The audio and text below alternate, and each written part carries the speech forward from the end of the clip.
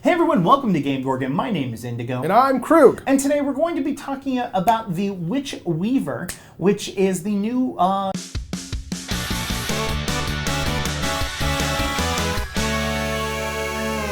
Hey everyone, welcome to GameGorgon on the official QueueTimes main YouTube channel. My name is Indigo. And I'm Croog. And today we're going to be talking about the Witchwarper, which is the last of the three classes on the Starfinder Playtest. There's 3 of them. Yes. Not 2 of them. Yes. This is the 3rd one. Yes. Cool. And it's the first Starfinder content we're getting into in 2019. Yeah. So we are in the future. Oh, wait. Nope, we're still in the... This is the past, actually, for the people watching it, because we're not going to post. The Witchwarper is a charismatic caster, which is focused around kind of the infinite uncertainty that arises from the principle that all universes are simply just a small selection of the possibility that exists to have an infinite number of universes, all of which have slightly different varying patterns that evolves from the chaos inherent in the world itself.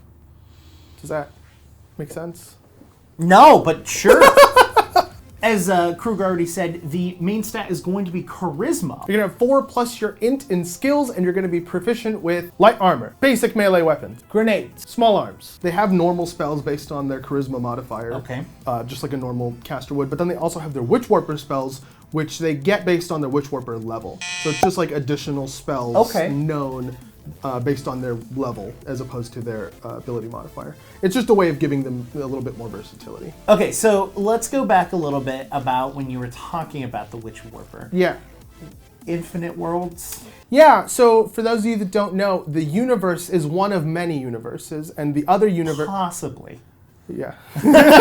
I think you're referring to the level 1 trait, right? Yes. Okay, great. Let's talk about that instead. This is the main kind of flavor, bread and butter of the class. Okay.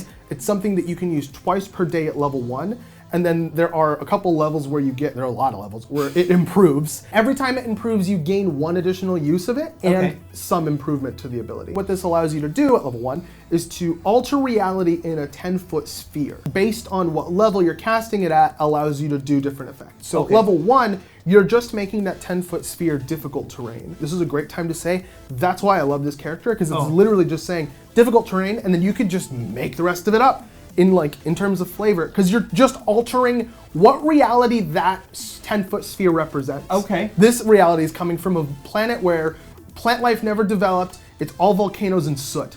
Okay. In this 10-foot sphere. Sure. And that's why it's difficult to move through, both in the air and on the ground. Okay. I think that is a super great opportunity. Sure. There's some problems with the class too, but like baseline. I like that you got quiet. Like it's like there are some problems on the ground. You have to duck my audio again. This gets really versatile and really fun as you get later level. At level 4, if there is some sort of pre-existing environmental hazard, like that's inherently a part of the terrain. Like a box, or is it more like you're on a cliffside kind of thing? No, actually neither. It has to deal energy damage. So if there's like a pool of lava or a pool of acid. Okay, all right. Those kinds of things. You can adjust the kind of damage it does if it's within your 10-foot sphere. Okay, so that's kind of a little specific. A little specific, but it gets a little more versatile.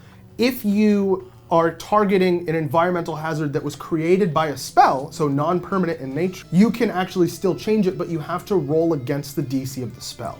And does it have to be friendly, or can it be just a spell period? Anything, yeah. I think if it's friendly, it just like happens.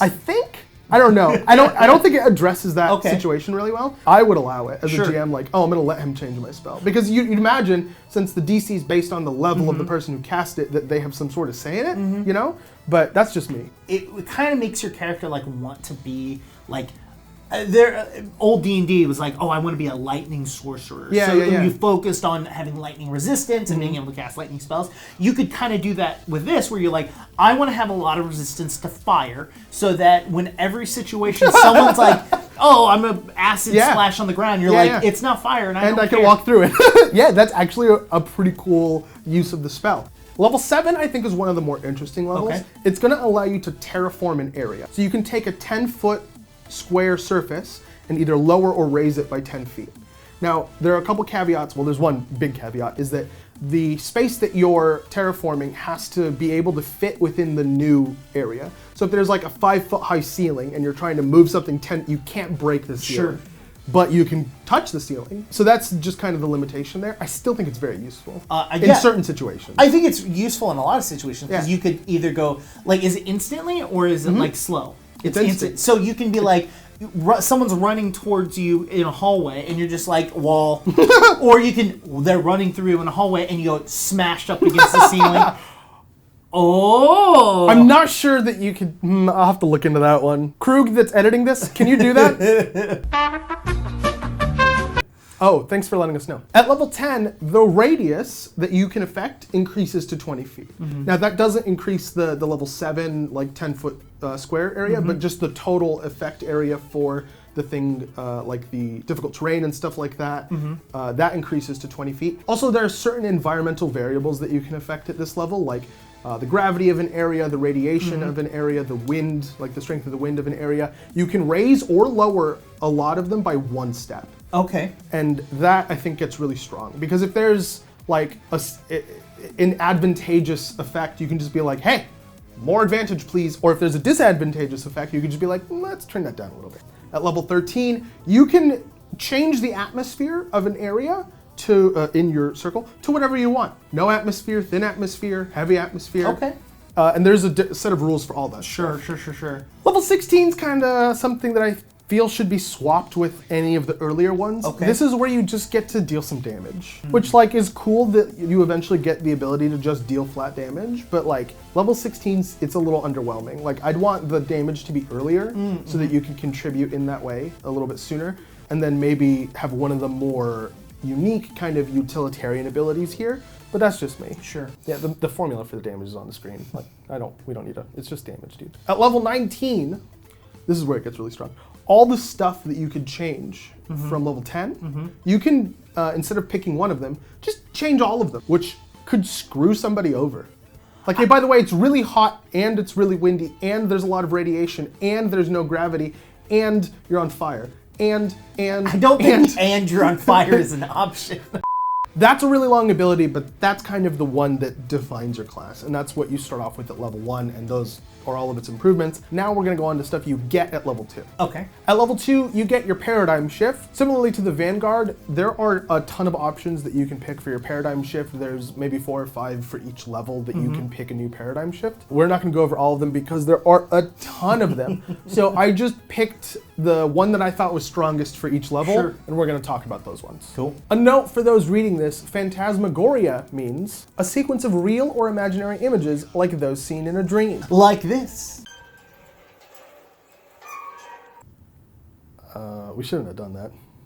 Okay, level 2, I think this is the most OP. Okay. Because it allows you to create a saving throw for something that doesn't normally have a saving throw. As a reaction, when you or an ally within 100 feet is affected by a spell or ability that allows a saving throw and would deal stamina, hit point, or ability damage, you spend 1 resolve point to grant the target a new saving throw with a +2 bonus to avoid or mitigate the effect. If the spell or ability does not normally allow a saving throw, this paradigm shift allows the target to attempt one anyway. Okay, so you can basically give someone, without a better term, advantage on abilities that have it. Yes. Because you're with a bonus. With a bonus, and that in and of itself is strong enough. Yeah. The addition of creating saving throws for things that don't normally have them, so good. There's a lot of GM stuff that you can mess with that. The thing is that it's restricted to things that do damage. Either stamina, hit point, or ability damage. So for things Which is fine. Yeah, for things that like are charmy in nature or like a status effecty in nature, like solely status effect based, it doesn't help. But I still think that it has its place in most builds. No, I'm thinking like as a GM, you could make it possibly work with stuff that have like touch attacks. You know what I mean? Like stuff like that. That's what I'm thinking too. Yeah, like where it's like, okay, that's a touch attack and I succeed on the attack, but you also get a saving throw. Exactly. Now, if you succeed the saving throw, you take half damage. Okay. So you don't negate all of it, and you don't negate any status effects that were applied by that ability or spell. That's if you add it, or if that's either or. You never can negate the effect. You can only negate the damage portion. Okay. I still think it's strong. Sure. Yeah. No. Absolutely. I think it's really strong. Yeah. Especially for level 2. It's level 2. Level 5. I might retract my level 2 being the strongest one and replace it with level 5. Level 5 is pretty creative and pretty strong. During a target within 100... Can you say the name of the ability? Oh, yeah. One of the options is called Inhibit. On the next turn of a target within 100 feet, it cannot take more than one move action. It can't take full action. The target can attempt a will save to negate this effect. At 8th level, you can spend 1 RP instead to use this paradigm shift to cast Slow. Once a creature has been affected by this paradigm shift, it cannot be affected again for 24 hours. I think this is pretty cool for, you know, a relatively lower level. Just like, hey, you're very hampered for your next turn. So if something dove into your backline, this is just a good way to be like, hey, stop that, please. give them an opportunity to like leave a little bit, and then their second turn from now they can, you know, hopefully your team's gotten away. It's a good way to set stuff up, or allow someone to put themselves in a really bad position, but because they thought they could get out of it or could make it to their advantage. At level 8, we're talking about Flash Teleport. As a move action, you can spend 1 RP to teleport up to 30 feet to a destination within line of sight and not provoke opportunity attacks. That's just something I like. Yeah. But I don't think any of the level 8 ones were super, like, I mean, compared to 5 and 2, that's still pretty strong. Yeah. But like, this is probably a level that needs some love. I mean, you can get out of some very simple traps. You can get out of a lot of really bad situations. I think it's just good. And it depends on what your GM considers line of sight. Like, do you need the place you are going to stand within line of sight, or can you teleport up? You know what I mean? To a ground that's occluded by like the wall in front of you. I'd probably allow it, but yeah, like if I can see a cliffside and it's within 30 feet within my range, I would say as a GM that you could teleport to there. I don't think you have to be able to see as long as it's not like covered by a wall. Yeah. At level 11, you get Shaped Infinities, which basically allows you to, when you use your Infinite Realities ability, you can exclude 1 5-foot square from the area that's affected per level. Okay. Per Witchwarper level specifically. Sure. Which I think is really cool, because then you're not screwing over your melee people when you're like adjusting gravity and like making it like super irradiated and Sure. That's really good. I like this one. I think this one's almost mandatory at higher levels. Next up we have level 14, and it's consuming narrative, and it's probably the strongest CC I've ever seen in any role-playing game. It's nuts. As a full action, you can cause an enemy creature within 100 feet to become trapped in its own mind, where it experiences an accelerated alternate existence from birth to imagined death. That's the most morbid flavor I've ever seen in my life. You experience your own birth and death. I mean, they've already been born before, so they've already experienced that, and they're going to soon experience their own death. True, if they're fighting. This ability has a duration of concentration, during which the creature can take no actions. I mean, it makes sense. It does, but it's insanely strong. That is so strong. This effect ends if the creature takes damage from any source. When the effect ends, the creature falls prone. A creature can be affected by this paradigm shift only once every 24 hours. This is a mind-affecting effect. Rewrite that last sentence, please. Other than that, this is really good. Yeah, I love that in the very beginning you're like, this is so OP, this is the most OP thing, and then like the next thing, okay, maybe this one's more OP, and then like literally like every single one of these that you've brought up is like, except for one of them, I was just like, wait, hold on, I changed my mind. In a really hectic fight with a couple, like a small quantity of very strong enemies that can't make will saves, this is really good. Just basically saying that person's gone for a while. Like, we'll deal with you later. It's the we'll deal with you later spell. They have their own spell list that's detailed in the update of all the spells that they're allowed to pick from. And they also added a couple of new spells that are listed in that section as well. They are Charming Veneer, which is a cantrip that allows you to basically give somebody charisma circumstance bonus. Shifting Surge, that allows you to change the type of damage that an energy weapon deals and gives you a little bit of buff to the damage itself. Parallel Form, which is an illusion spell that allows you to disguise somebody as though you were using Disguise Self, but it also provides mannerisms of the chosen form and the perceived tactile and audible properties of the target's equipment, so it's a little bit stronger than the base version of the spell. And Warp Reality, which is basically Wish, with like a slightly different flavor. Now, those aren't all of the spells, right? Those are all the spells that they've released so far. Oh. They basically are like, the book that this is going to release in is going to have a complete spell list. Okay. But we wanted to give you these now so that you could play test it properly. So basically we can expect to see like a list of like illusion-y, control-y, terraforming based spells. That's what I'm expecting at least. What do you guys think about the class? Why don't you let us know down in the comments? While you're there, why don't you also hit the like button, hit the subscribe button if you haven't already, and hit the bell icon so you can get notifications for all of our content that we produce. Do it. And then why don't you head over to Twitter and talk to us? You can talk to me on Twitter at IndigoQT. You can get me on Twitter at CrewQT. You can also talk to both of us at the same time.